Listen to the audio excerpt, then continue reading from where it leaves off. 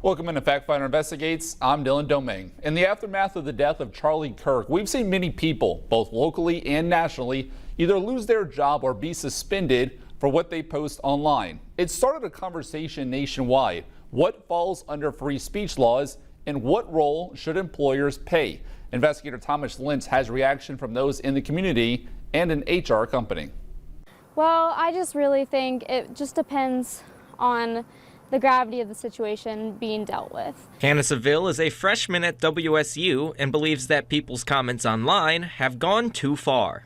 An assassination was terrible and not okay, and commenting inappropriately on that, I don't believe is right. And while freedom of speech is your right, you still may face consequences. You have a right for the freedom of speech, but you don't have a right to that job. If you were hired, it's really up to the company. Fellow freshman Liliana Gonzalez disagrees. Whatever we post on social media, I feel like that is our opinion and our right to that.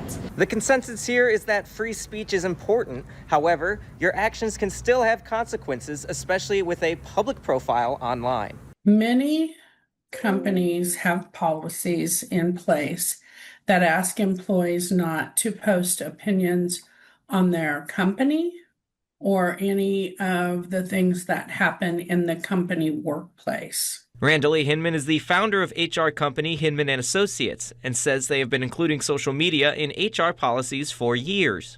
What happens in the political arena should not affect what happens for sound human resources policies. According to Hinman, policies can say that you need to divulge if you will be joining a political organization only if there is a purpose to the business, but that is rare. If somebody posts something that's out of line on Facebook, it's not up to their employer to police that unless it has to do with the company they work for. In Wichita, Thomas Lynch, 12 News. Now this week we also spoke to the ACLU, which is closely monitoring that situation. They say that those fired by private companies over their comments may not have much recourse to take, but those firing from Kansas schools are a different story, as they are an arm of the government and the Constitution is at play there. Well, this month we also saw one of the worst hailstorms that we've seen in this part of the country. On September 3rd, a storm dropped hailstones the size of baseballs from Salina all the way down to Wichita. And if you found yourself in the wrong spot, you know how serious that storm was. Here's just some video sent to us by viewers on that day showing the violent hailstorms damaging everything from cars to plants, and the most costly of them all, the roofs. The owner of the All States Home Improvement Group in Wichita tells us it looks like over 100,000 homes from Wichita to Salina will need new roofs. Chris Teeter says he already has seen dozens of roof repairs from hail on his schedule, and he believes this storm will go down as one of the costliest ever. This is going to be into the billions as far as the amount of work that has to be done, the amount of damage that has to be done. This is into the billions of dollars of repair. This is going to take year or years to get everyone's homes back to normal. And if you do need a new roof, Chris recommends going with a local roofing company that is well known. When we have damage like this, he says contractors will start showing up from out of state, and those contractors oftentimes are not reliable. He also says to be patient because roofing companies are busy right now. It'll take about 6 to 8 weeks to get your roof repair scheduled and then completed. And this week we also went and spoke with some of those homeowners that did receive some of the significant damage to their homes. And as Ana Valdez says, it's not just the hail causing them the headaches. They've also seen the scammers as well. If repairing your home wasn't stressful enough, neighbors here in Valley Center say there is now something else to worry about. People trying to scam you. There are probably going to be enough roofs to go around here for a lot of people to repair. But the scammers, yeah, we don't need scamming.